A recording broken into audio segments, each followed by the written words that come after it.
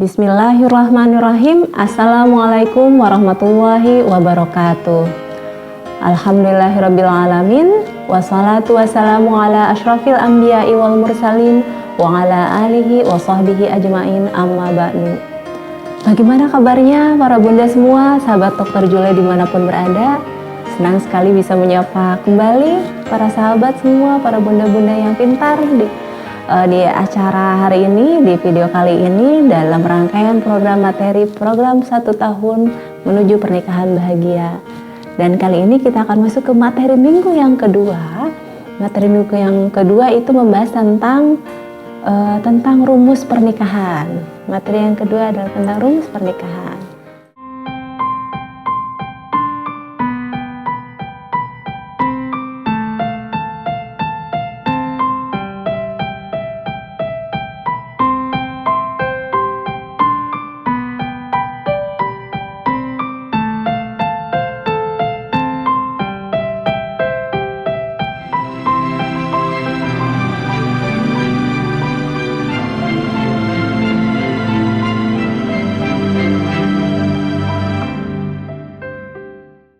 Dan di sini saya ingin berbagi tentang rumus pernikahan yang saya gunakan.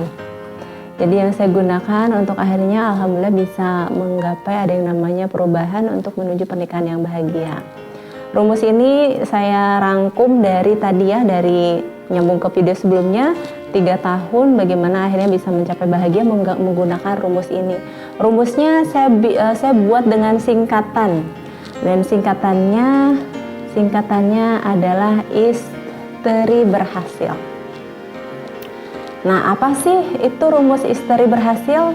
Is itu singkatan dari istighfar, T itu singkatan dari terima, kemudian ber itu singkatan dari belajar, H itu singkatan dari hubungan dengan Allah, kemudian C itu singkatan dari sabar dan istiqomah, dan L singkatan dari lepaskan emosi negatif.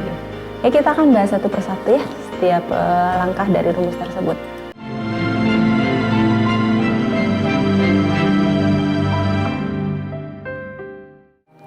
Apa sih yang kita lakukan di langkah yang pertama ini? Jadi ketika saat ini para bunda ada yang mengalami berbagai macam permasalahan atau mungkin pernikahan yang misalnya belum mencapai apa yang diharapkan.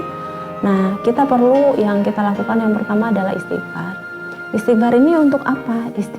Istighfar untuk minta ampun kepada Allah, karena di situ pasti ada sesuatu yang kurang tepat, ada kesalahan yang masih perlu kita perbaiki. Jadi kita minta ampun kepada Allah atas kekurangan kita, atas kesalahan kita, karena semua keburukan yang ada, semua permasalahan yang ada itu sebenarnya adalah dari manusia, dan semua kebaikan itu datangnya dari Allah.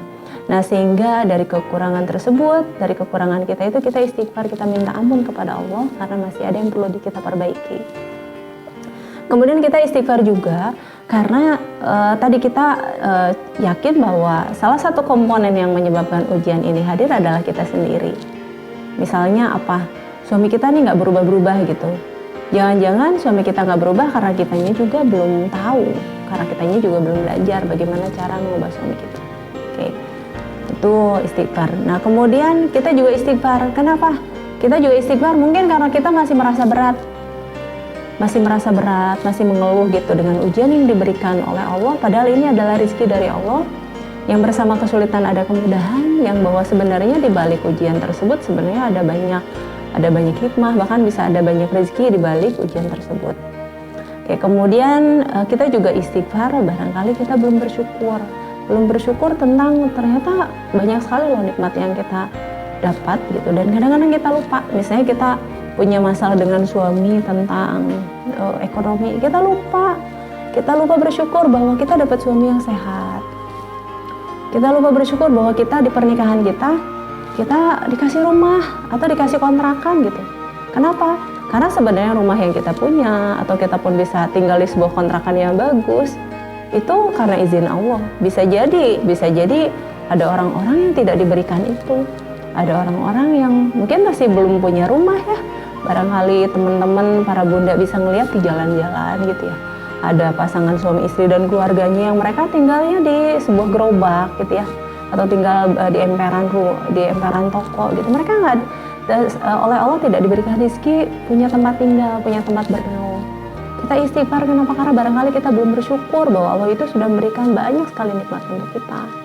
Ada nikmat sehat, ada nikmat iman juga, ada nikmat bisa melihat, ada nikmat tangan kita gitu yang bisa bergerak dengan bebas, nikmat kaki, nikmat yang lain-lain, nikmat punya anak misalnya. Banyak sekali nikmat yang diberikan oleh kita, dan kadang-kadang kita lupa gitu. Kita hanya ingat pada ujiannya dan kita lupa bahwa nikmat Allah sangat-sangat begitu besar dan ujian kita hanya sedikit. Oke, selanjutnya langkah yang kedua.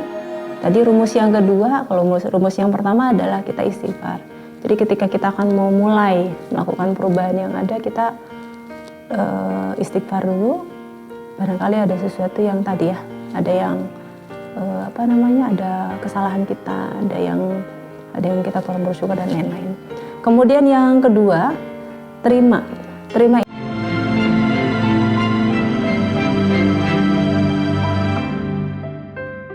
Ini maksudnya apa? Kita berhenti menyalahkan.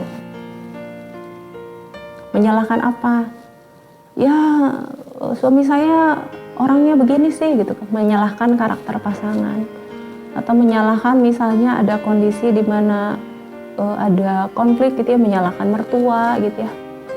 Menyalahkan mertua karena mendidik anaknya dengan seperti ini misalnya ya. Atau menyalahkan gennya, atau menyalahkan turunannya, atau menyalahkan penyakit, menyalahkan salah asuh, menyalahkan keluarga, saudara, situasi pandemi, pekerjaan, atasan, dan yang lain-lain. Semua disalahkan gitu. Kita menyalahkan permasalahan kita ke siapapun itu gitu, ke apapun itu. Mengapa?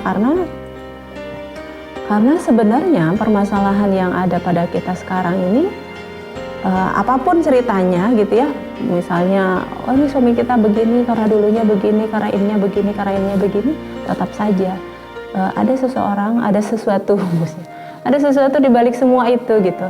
Ada zat yang maha kuasa yang menyebabkan itu terjadi, ada yang membuat skenario di balik itu, dan itu adalah Allah Subhanahu wa Ta'ala. Jadi Allah lah yang mengatur semuanya, dan semua itu diatur untuk kita, untuk apa gitu? Untuk kita banyak belajar. Nah, di sana ada yang harus kita lakukan. Jadi apa? Kita fokus mencari ilmu dan hikmah di balik semua permasalahan tersebut. Karena semua permasalahan itu ada jawabannya, dan setiap kejadian itu ada hikmah di baliknya.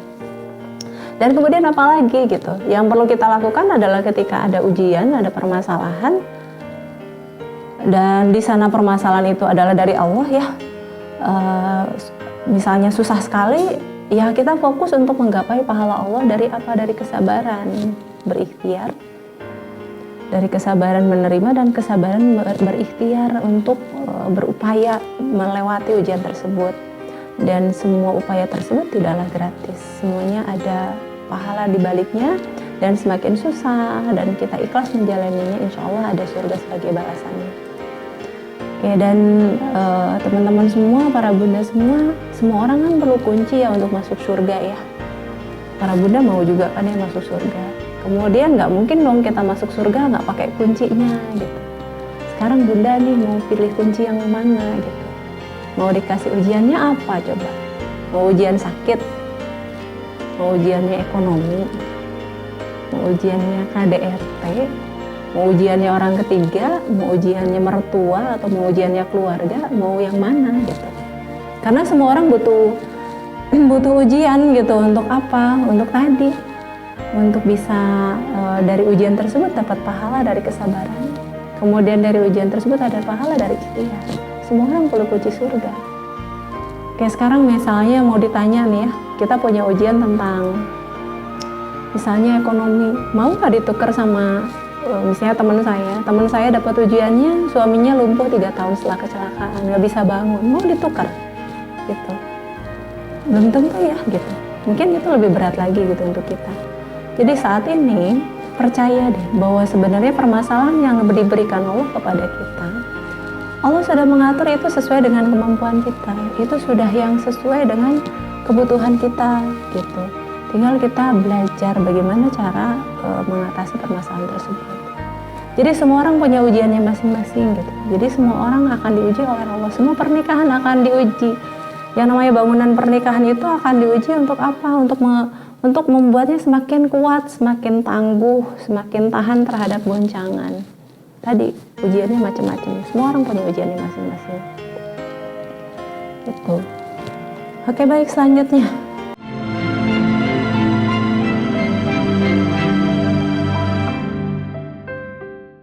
Belajar bagaimana melakukan mengatasi permasalahan yang ada. Karena semua permasalahan ada jawaban, semua proses ada ilmunya. Oke, misalnya contohnya apa? Contohnya untuk misalnya mengubah suami jadi lebih baik gitu ya. Untuk mengubah suami lebih baik, di sini saya menggunakan rumus parenting ya, misalnya ini belajar rumus parenting. Ini kalau para bunda yang sudah ikut channel saya mungkin kenal nih teknik parenting ini bukannya teknik untuk pengasuhan anak gitu ya. Nah, para bunda, teknik parenting ini ketika saya pelajari gitu ya, dia ternyata universal, tidak hanya untuk anak. Dia bisa digunakan untuk pasangan, dia bisa digunakan untuk teman, dia bisa digunakan untuk siapapun gitu, bisa untuk orang dewasa. Gitu. Yang perbedaannya di mana? Perbedaannya nanti ada di langkah A dan di langkah N yang menyesuaikan. Oke, saya coba contohkan ya. Ini langkah parenting ini khusus orang untuk misalnya untuk membantu perubahan di pasangan ya. Yang pertama itu P, kedua A, ketiga R, keempat E, kelima N, ke 6T, ke 7I, ke 8 NG istiqomah. Nah, yang P ini pergunakan cara yang benar. Jadi kalau parenting, kalau untuk yang anak, pengasuhan anak yang benar. Nah, kalau untuk bisa membantu perubahan pada suami, pergunakan cara yang benar gitu. Kita tinggalkan cara-cara yang tidak tepat. Nah, cara yang benar seperti apa? Kita baca di panduan. Kalau yang saya sarankan akhirnya teman-teman para bunda silakan baca di Islam seperti apa gitu. Kenapa? Karena ternyata di Islam tuh sudah ada panduan gitu bagaimana tentang adab suami istri gitu. Dan di situ ternyata ketika kita melakukannya, hal tersebut yang akan membantu kita untuk bisa membantu perubahan suami kita dengan lebih baik. Jadi pergunakan cara yang benar. Benar seperti apa? Ada contohnya, ada panduannya. Panduannya ada dari mana? Panduan yang utama kita ada di Quran, kemudian ada di hadis. Nah, itu yang utama. Kalaupun ada buku-buku yang lain, lihat ketika dia sesuai dengan Quran, ketika dia sesuai dengan hadis, insya Allah itu sesuai. Nah, ikuti yang di situ. Kemudian yang kedua, itu jadi yang pertama itu bagaimana kita bersikap, kita mengikuti ilmu yang benar. Yang kedua, kalau para pengasuhan anak, pahami anak adalah anugerah. Nah, untuk ini, anaknya ini adalah suami kita gitu. Suami kita juga kan anak orang ya, anak ibunya gitu ya. Jadi suami kita adalah anugerah yang lahir untuk belajar gitu, dan yang namanya belajar itu seumur hidup dari sejak lahir hingga masuk liang lahat. Jadi terus proses belajar. Nah, ketika ada sesuatu yang suami kita dalam proses perubahan, ya beliau sedang dalam proses belajar, dan tentunya kita sebagai mitranya membantu suami kita untuk belajar menjadi lebih baik. Oke, jadi kita pahami ini sedang belajar apa. Misalnya tadi ya yang suaminya suka marah-marah, berarti suaminya sedang belajar apa? Belajar mengendalikan marah, belajar lebih sabar. Kemudian berarti kita membantu suami kita untuk belajar lebih sabar. Keren. Sip. Nah, kemudian setelah langkah A, selanjutnya adalah langkah R, redam kemarahan. Kemudian di situ juga ada langkah E, empati mendengarkan. Kemudian ada langkah N, notifikasi pembicaraan dan tindakan. Nah, para bunda semua di sini, di rumus ini, rumus langkah R, E, dan N ada tentang bahasa cinta ya. Pilih kata dan tindakan yang menunjukkan bahasa cinta. Jadi redam amarah, dan kemudian empati mendengarkan, dan N khusus bahasa cinta. Ini adalah proses koneksi. Dan koneksi ini diperlukan sebelum nanti kita proses koreksi ke suami kita gitu. Jadi sama di parenting juga sama, koneksi dulu before correction. Koneksi dulu sebelum koreksi, connection before correction. Sama ketika kita berproses membantu perubahan suami juga, yang utama tuh koneksi dulu. Kalau belum connect dengan suami, kita susah untuk mengkoreksi. Nah, cara connect dengan suami seperti apa? Satu, kalau misalnya memang kita masih ada marah-marah tidak terkendali ya gitu, marah-marah tidak terkendali yang membuat akhirnya suami merasa kita memusuhi, suami merasa kita menjadi sesuatu yang menakutkan.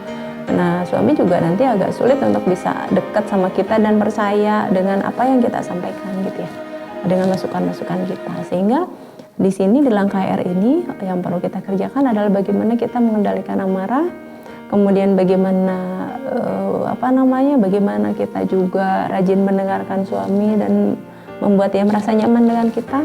Kemudian nanti ada bahasa cinta, ada 5 bahasa cinta ya, 5 bahasa cinta. Nanti bisa kita pelajari lagi nih apa saja 5 bahasa cinta.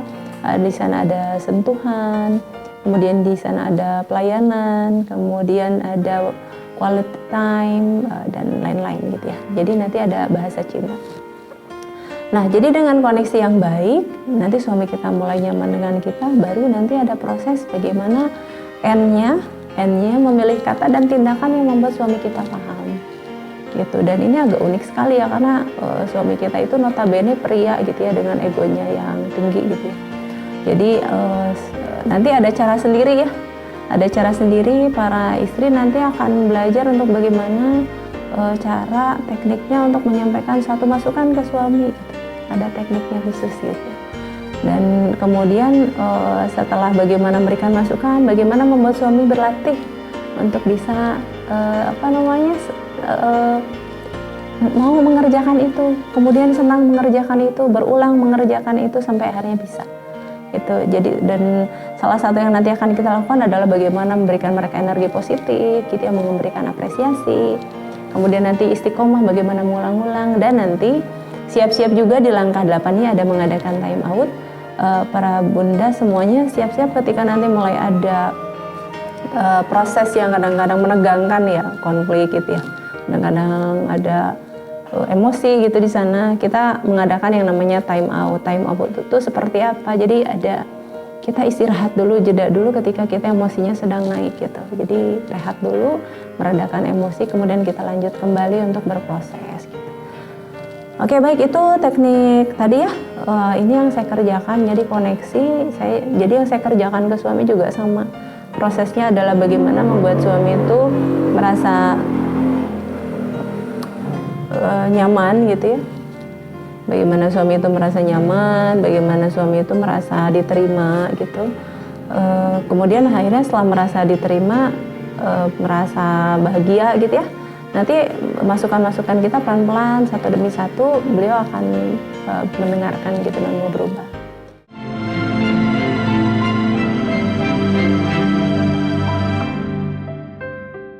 Nah, ini penting mengapa? Karena sebagaimanapun teknik yang kita kerjakan, bila Allah belum berkenan untuk mengubah suami kita, perubahan itu tidak akan ada.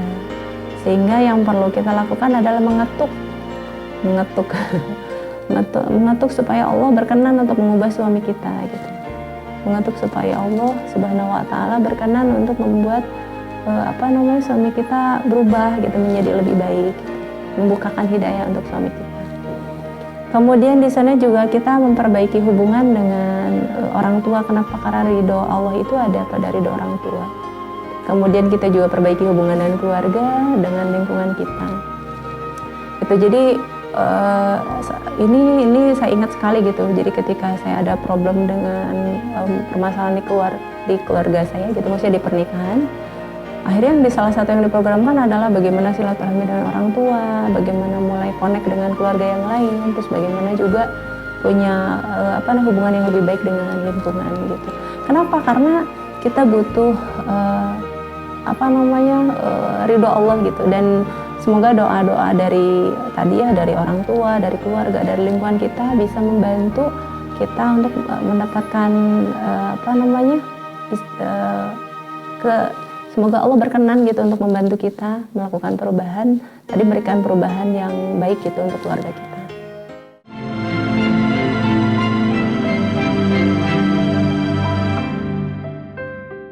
Adalah sabar istiqomah menjalani proses.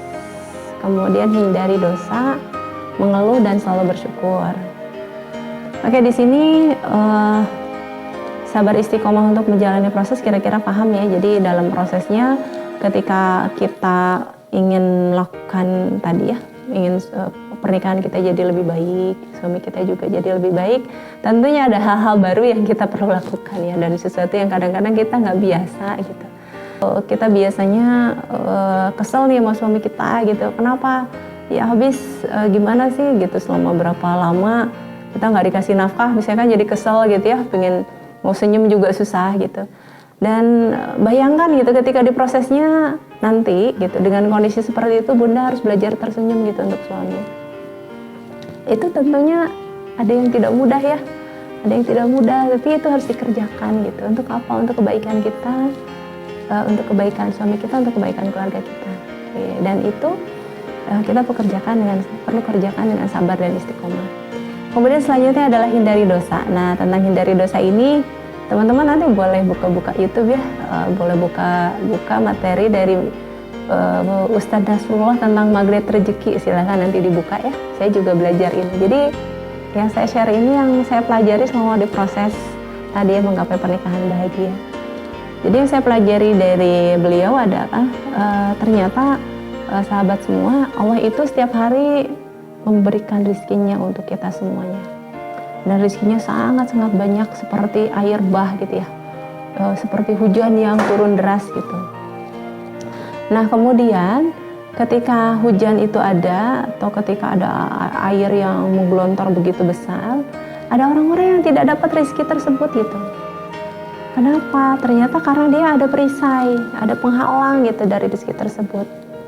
Nah, apa sih perisai dari rezeki tersebut? Ternyata perisai dari rezeki tersebut adalah namanya dosa. Jadi ketika kita melakukan kesalahan-kesalahan, kita melakukan sesuatu yang tidak sesuai dengan perintah Allah, itu ternyata menjadi perisai kita menerima rezeki dari Allah. Begitu. Jadi bila para bunda berharap kita mendapatkan mendapatkan kemudahan dalam proses perubahan ini, salah satu yang perlu kita sabar dan istiqomah kerjakan adalah kita menghindari untuk melakukan dosa. Di sini judulnya menghindari sebisa mungkin. Menghindari sebisa mungkin, silahkan gitu. Begitu. Kemudian yang perlu kita lakukan juga hindari mengeluh. Mengeluh ini energinya negatif para bunda semuanya. Dan yang namanya rezeki itu energinya positif. Rezeki itu datangnya ke orang-orang yang energinya positif. Jadi ketika kita mengeluh, energi kita negatif, rezeki kita menjauh justru. Sebaliknya yang perlu kita lakukan adalah selalu bersyukur. Ketika selalu bersyukur, maka Allah akan memberikan nikmat yang lebih banyak lagi. Nah, ini kalau untuk perumpamannya sederhana saja ya. Misalnya kita punya kita atasan nih, dan kita punya bawahan gitu. Kita punya usaha, kita atasan dan kita punya bawahan. Kemudian kita misalnya memberikan hadiah gitu untuk bawahan kita. Kemudian atau misalnya memberikan gaji untuk bawahan kita. Kemudian bayangkan kalau misalnya bawahan kita mengeluh, kira-kira kita seneng nggak gitu? Kira-kira kita ingin nggak memberikan memberikan tambahan untuk karyawan tersebut gitu ya? Gitu. Nah, ketika mengeluh kita justru mungkin kesal gitu ya, mungkin tidak nyaman. Mengapa? Karena si gaji tersebut itu sudah kita tentukan dengan sebaik mungkin gitu ya, sudah kita upayakan dengan sebaik mungkin gitu. Itu yang terbaik untuk ini, sesuai dengan hitungannya dan lain-lain gitu ya. Hitungan yang terbaik supaya apa? Supaya nanti perusahaan juga tetap bisa berjalan gitu ya. Pokoknya itu sudah dihitung dengan sebaik mungkin. Oke. Akan berbeda ketika kita bertemu dengan karyawan yang selalu bersyukur gitu. Ketika dia bersyukur, yang ada kita tenang gitu. Kita tenang, kita nyaman, dan kemudian kita terpikir lagi untuk apa? Untuk memberi kembali. Kenapa? Karena ketika kita memberi dan kemudian orangnya bahagia, kita juga jadi bahagia, dan kemudian kita jadi ingin memberikan kembali. Dan begitulah juga sikap kita terhadap segala apapun yang diberikan oleh Allah kepada kita. Ketika kita dapat ujian, kita bersyukur.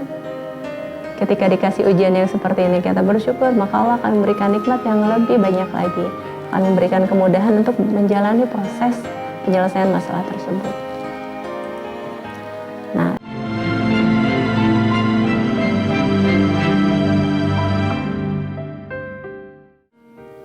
di langkah ke-6 ini adalah langkah yang perlu kita pelajari supaya selama mengerjakan proses menerima, pas proses belajar, kemudian proses tadi misalnya menjalani sabar, istiqomah dan lain-lain. Ketika ada emosi negatif tuh misalnya apa? Misalnya kita ada rasa marah gitu ya ke pasangan kita, atau ada rasa sedih, atau ada rasa bersalah, atau ada rasa khawatir dan sebagainya gitu ya. Nah itu tuh sangat mengganggu ya. Misalnya contohnya seperti apa? Misalnya kita ingin komunikasi dengan suami kita, kemudian marahnya kita sangat lagi marah banget atau dendam banget ya sama suami. Karena entah masalahnya mungkin karena apa, kita merasa dendam sama marah ke suami. Nah ketika kita marah ke suami, bagaimana kita mau komunikasi? Ketemu aja susah ya. Gitu. Sehingga untuk akhirnya bisa nyaman menjalani prosesnya, kita perlu belajar melepaskan emosi negatif kita supaya netral. Nah setelah netral, nanti kita bisa berkomunikasi dengan suami, bisa menyelesaikan permasalahannya. Begitu. Jadi, melepaskan emosi negatif ini, saya menggunakan terapi SAFE ya, menggunakan teknik SAFE yang penemunya Bapak Ahmad Faiz Zainuddin dengan mengetuk titik-titik meridian utama. Langkahnya ada 3 langkah, ada setup, ada tune in, ada tapping.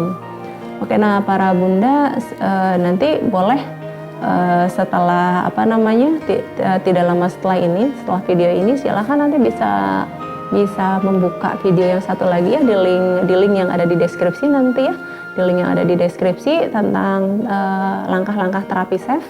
Nanti boleh dibuka di link tersebut untuk mempelajari tekniknya seperti apa. Kemudian, selanjutnya, nanti si teknik SAFE ini bisa digunakan kapanpun para bunda mengalami perasaan tidak nyaman.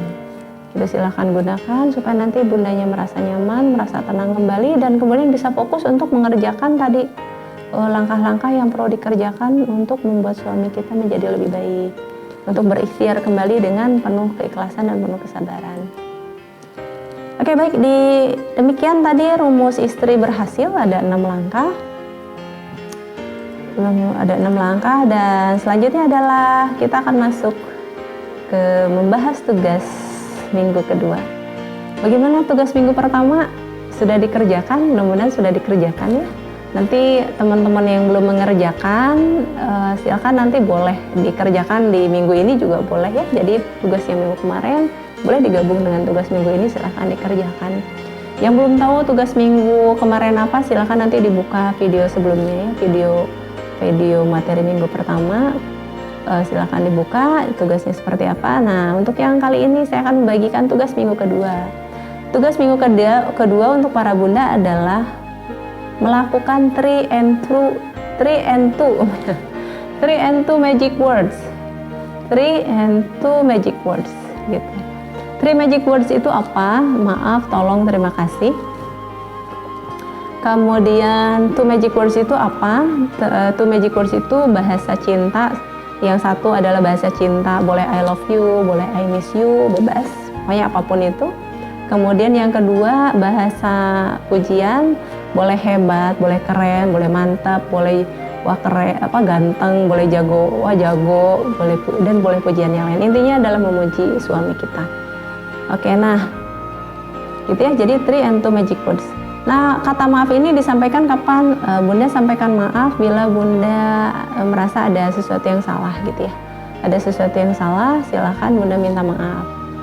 Terus kemudian kadang-kadang ada loh, misalnya kita ketika konflik sama pasangan ya. Pada pasangan sebenarnya suami kita juga yang salah gitu. Terus kemudian kita konflik, tidak apa-apa.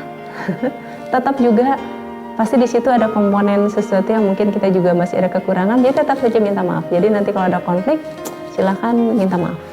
Gitu ya. Jadi kalau pertama kalau kita ada salah, kita minta maaf. Kalau misalnya kita ada konflik, kita juga minta maaf untuk kekurangan kita. Silahkan kerjakan tadi ya. Yang satu maaf. Kemudian yang tolong itu kita kerjakan, kita minta tolong ke suami dan ada aturannya ya. Ketika minta tolong nanti silahkan ketika minta tolong pakai cara yang manis ya. Pakai cara yang super manis gitu. Bagaimana caranya bunda merayu kalau minta tolong ke suami. Dan diupayakan ini minta tolongnya setiap hari. Silakan bunda setiap hari minta tolong ke suami dengan cara yang manis. Cara yang manis, cara yang lembut untuk ke suami kita. Kemudian tadi mengucapkan terima kasih. Bagaimana caranya mengucapkan terima kasih? Silakan Bunda mengucapkan terima kasih untuk apapun yang diberikan oleh suami kita, dan wajahnya harus ceria, pakai senyum dan matanya berbinar bling-bling ya, gitu. Oke, demikian tugas untuk minggu kedua, 3 and 2 magic words. Maaf, tolong, terima kasih, I love you, I miss you, dan tadi ya pujian hebat, keren, jagoan, ganteng, dan sebagainya. Oke, demikian materi minggu kedua. Semoga bermanfaat. Sampai bertemu kembali dengan saya di video selanjutnya. Terima kasih. Assalamualaikum warahmatullahi wabarakatuh.